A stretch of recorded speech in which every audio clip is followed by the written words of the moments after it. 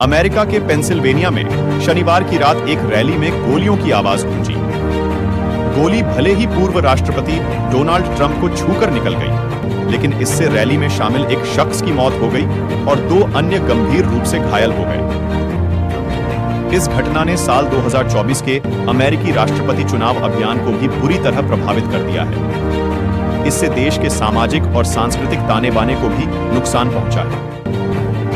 इस घटना से अमेरिका की राजनीति में कई दशक से बनी देश की सुरक्षा का भ्रम भी टूट गया है। इस गोलीबारी में ट्रंप को केवल मामूली चोटें आई हैं, लेकिन उनके लिए यह मामला काफी करीबी भी हो सकता था।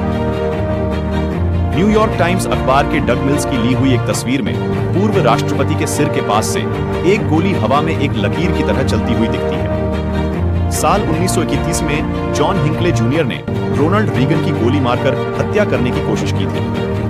उस घटना के बाद अमेरिका में किसी राष्ट्रपति या राष्ट्रपति पद के उम्मीदवार के खिलाफ हिंसा की ऐसी वारदात नहीं हुई है। यह 5 दशक पहले के अमेरिकी इतिहास के काले दौर की याद दिलाता है। उस दौर में अमेरिकी राष्ट्रपति और राष्ट्रपति पद के उम्मीदवार रहे 2 कैनेडी भाइयों की गोली मारकर हत्या कर दी गई थी। अमेरिका में नागरिक अधिकार के लिए काम करने वाले नेताओं Medgar Evers, Martin Luther King junior और मैल्कम एक्स ने भी राजनीतिक हिंसा में अपनी जान गंवाई थी। आज के वक्त के अमेरिकी की ही तरह 1960 के दशक का अमेरिका भी बड़े राजनीतिक ध्रुवीकरण और अव्यवस्था से भरा हुआ था। ये वो दौर था जब एक बंदूक और उसका इस्तेमाल करने वाला एक इंसान इतिहास के रुख को बदल सकता था। हालांकि अमेरिका में पहले से ही राष्ट्रीय एकता को नुकसान पहुंचाने वाली बयानबाजी चल रही है और शनिवार की हुई इस घटना का अमेरिका और उसके राजनीतिक विमर्श पर क्या असर होगा, इसका अनुमान लगाना आसान नहीं है। ताजा घटना के कुछ ही घंटों के भीतर डेलावेयर में ट्रंप के प्रतिद्वंद्वी और अमेरिकी राष्ट्रपति जो बाइडेन ने प्रेस को अपना बयान दिया। बाइडेन ने कहा, अमेरिका में इस तरह की हिंसा के लिए कोई जगह नहीं है। जिसने भी ऐसा किया है वह बीमार है। हम ऐसे नहीं हैं। हम यह बर्दाश्त नहीं कर सकते। राष्ट्रपति बाइडेन ने बाद में पूर्व राष्ट्रपति ट्रंप से फोन पर बात भी की। उन्होंने समंदर के किनारे सप्ताहांत बिताने की अपनी योजना बीच में ही छोड़कर व्हाइट हाउस लौटने के फैसला किया। लेकिन यह हिंसा हाल के दशकों में अमेरिकी राजनीति की खासियत बन चुकी बूरा कुश्ती और राजनीतिक दलों के बीच बनी खाई में पहुंच गई है।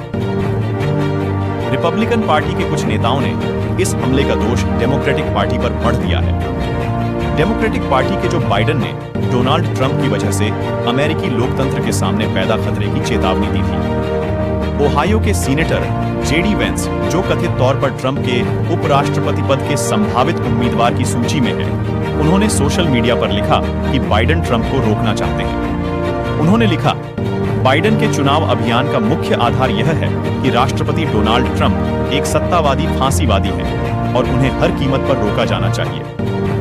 ट्रंप को लेकर दिए गए इसी बयान की वजह से शनिवार को उनकी हत्या की कोशिश की गई है। वहीं डोनाल्ड ट्रंप के चुनाव अभियान की प्रबंधक क्रिस लैसीविटा ने कहा है, वामपंथी कार्यकर्ताओं, डेमोक्रेटिक पार्टी के दानदाताओं और यहां तक कि जो बाइडेन को नवंबर में होने वाले चुनावों में नफरत भरी बयानबाजी के लिए जिम्मेदार ठहराया जाना चाहिए। यही शनिवार के हमले की वजह बनी है। भले ही डेमोक्रेटिक पार्टी को इस बात पर आपत्ति हो सकती है, लेकिन जब साल 2011 में डेमोक्रेटिक पार्टी की नेता और कांग्रेस सदस्य गैबी गिफर्ड्स पर एरिजोना में गोलीबारी हुई थी, तो कई वामपंथियों ने दक्षिणपंथियों को जिम्मेदार ठहराते हुए इसी तरह की भाषा का इस्तेमाल किया था। जाहिर तौर पर सोमवार से मिल्वॉकी में शुरू हो रहे रिपब्लिकन पार्टी के सम्मेलन पर पेंसिल्वेनिया में हुई हिंसा का बड़ा असर देखने को मिलेगा। अब ऐसी जगहों पर सुरक्षा प्रोटोकॉल सख्त कर दिए जाएंगे और सम्मेलनों की जगह पर विरोध प्रदर्शन या उनका जवाबी विरोध भी नई तैयारियों में हो सकता है। इस घटना के बाद गुरुवार की रात जब पार्टी का उम्मीदवार मंच पर आएगा, तो राष्ट्रीय स्तर पर उस पर और भी ज्यादा नजरें होंगी। रिपब्लिकन पार्टी के लिए मिल्वॉकी के लोगों को आकर्षित करने के लिए खून से सने और मुट्ठी उठाए पूर्व राष्ट्रपति की तस्वीरें एक झरिया बन सकती हैं।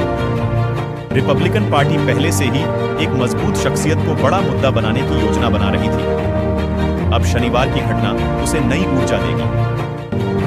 इस बीच डोनाल्ड ट्रंप के बेटे एरिक ट्रंप ने गोलीबारी के बाद अपने पिता की एक तस्वीर के साथ सोशल मीडिया पर लिखा है, यह वह योद्धा है जिसकी अमेरिका को जरूरत है। शनिवार की घटना के बाद ट्रंप की रैली में सुरक्षा व्यवस्था को संभालने के लिए अमेरिकी सीक्रेट सर्विस को भी कड़ी जांच का सामना करना पड़ेगा, क्योंकि एक शख्स घातक बंदूक के साथ राष्ट्रपति पद के एक प्रमुख उम्मीदवार के फायरिंग रेंज में पहुंच गया था। अमेरिकी सदन के अध्यक्ष माइक जॉनसन ने वादा किया है कि सदन इस घटना की पूरी जांच करेगा और जांच को पूरा करने में समय लगेगा। फिलहाल एक बात स्पष्ट है कि चुनावी माहौल में इस साल अमेरिका की राजनीति ने एक नया और भयानक मोड़ ले लिया है।